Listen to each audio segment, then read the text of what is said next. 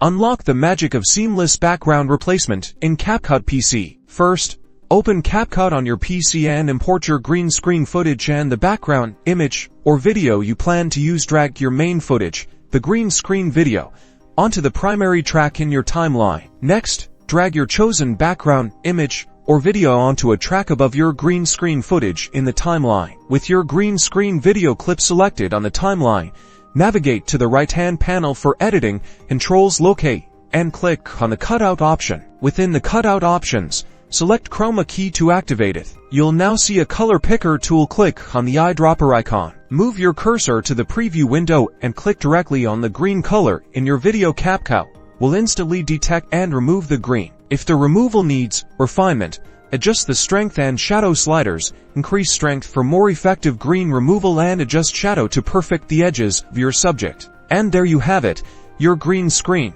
is removed, replaced by your chosen background. You can now export your video and share your professionally edited masterpiece.